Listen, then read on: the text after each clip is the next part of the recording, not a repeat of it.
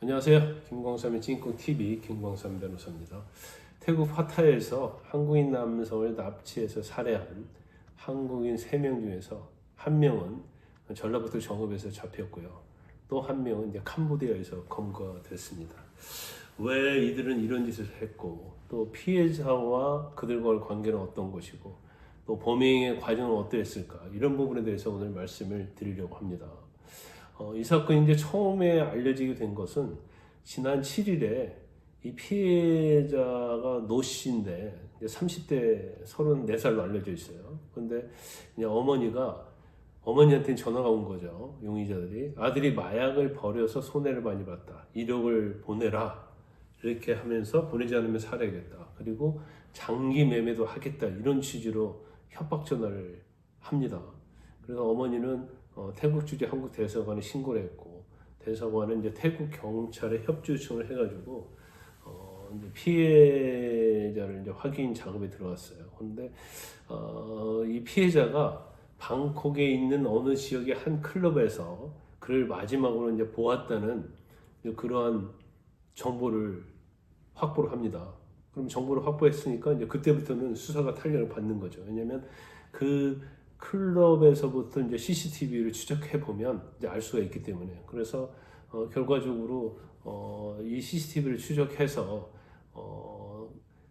파타야 한 저수지에서 시멘트로 메워진 대형 드럼통 안에 나체 상태의 이제 피해자를 발견하게 된 거죠.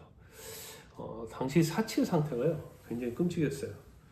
드럼통 안에 이제 나체로 발견됐을 뿐만 아니라 이 양쪽 손가락이 다 절단된 상태였다는 거죠.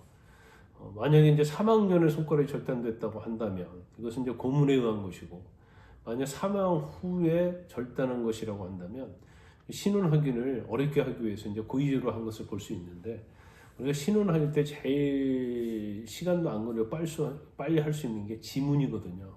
그러면 이자들이 이 지문 자체를 없애기 위해서 나중에 발견된다 하더라도 신원 확인을 어렵게 해서 미궁에 빠뜨리기 위해서 손가락을 절단한 게 아닌가, 그런 의구심이 들고요. 그러면 아니 범인이 한국 사람이라는 것, 그것도 3명이라는 걸 어떻게 특정하게 되었을까, 좀 의아심이 좀 들죠.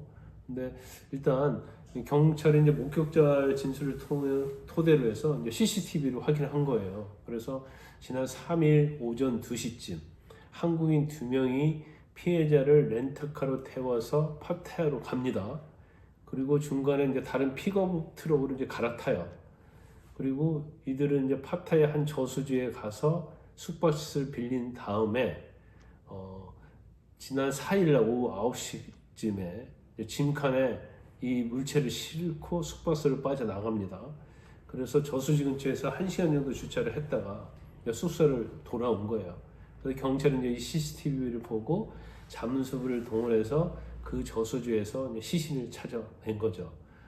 그런데 뭐 CCTV 보면 아마 여러분들 뭐 언론을 통해서 봤겠지만 어느 한 상점에서 드럼통, 플라스틱 드럼통 큰 거잖아요. 그거하고 밧줄을 사간 것도 확인이 됩니다. 그래서 그 CCTV에 나온 사람을 추적해 보니까 한국인 3명이었다는 거죠. 일단 뭐 3명의 신원은 다 확인이 됐고요. 행방이 어떻게 됐느냐는 건데, 일단 뭐 용의자 3명이 조선족이라는 보도가 있어요. 근데 이것은 이제 확실치 않습니다. 그리고 이제 피의자 1명이 국내로 입국한 사실이 확인이 돼가지고 소재를 추적하다가 결국 전라북도 거주지에서 잡았고요. 그리고 이 정읍에서 잡힌 사람은 CCTV에 다 그 상황이 나와 있는데도 범행을 부인한 걸로 알려졌고, 공범 중 나머지 2명 중에 한 명은 이제 캄보디아로 갔거든요.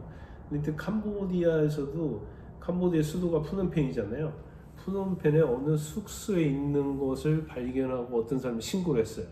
그래서 결국 푸놈펜 숙소에서 이 사람도 검거를 해서 압송을 했고요. 그 다음에 나머지 1명은 지금 뭐 미얀마로 간 걸로 추정을 하고 있는데, 아마 이 사람도 어느 뭐 산속이랄지 뭐 그런 데 숨어 있지 않는 이상은 제가 볼 때는 곧 잡힐 거라고 봅니다. 중요한 것 중에 하나는 이 피해자들하고 용의자들이 과연 어떤 관계이냐는 것인데, 이 피해자들하고 용의자들은 아무런 관계가 없다고 그럽니다. 그리고 지난 4월 30일 날 피해자는 태국으로 관광여행을 갔다고 그래요. 그렇게 보면 아무 관계도 없는데 어떻게 납치를 했을까? 이게 굉장히 좀 물음표가 있는데, 아마 제가 볼 때는 그 어머니의 협박한 내용 중에 뭐 마약을 버렸다 뭐 이런 얘기가 나오잖아요. 그런 걸 봐서는 이 피해자의 관광객이 피해자를 통해서 뭔가 마약을 뭐 한국에 들여보낸다랄지 아니면 어떤 심부름을 시킨다랄지 이렇게 하려고 하지 않았나 그런 생각이 들어요. 그렇기 때문에 결국 이제 돈과 관련된 거고, 또 이를 피해자가 거부를 했기 때문에 그로 인해서 자신들이 손해를 받고, 이 손해를 보전받기 위해서 어머니에게 뭐 1억 한 1,200만 원 정도 를 보내라고 이렇게 한 게 아닌가라는 의심이 들고, 또 하나는 단순히 이제 마약과 상관없이 그냥 관광객이잖아요. 그 납치를 해서 그걸 인질 삼아서 돈을 요구하려고는, 갈취하려고 하는 그런 의도도 뭐 상당히 있을 수 있다고 봅니다. 그런데 어머니 전화번호까지 알아서 전화를 했잖아요.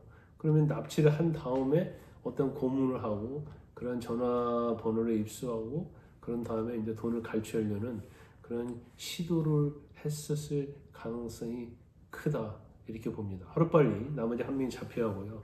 왜 범행을 하게 됐는지, 범행 동기가 무엇인지 이런 부분이 뭐 밝혀져야 한다고 보는데, 제가 볼 때는 2, 3일 내에 아마 그 내용이 경찰 수사 결과로 발표될 가능성이 크다 이렇게 봅니다.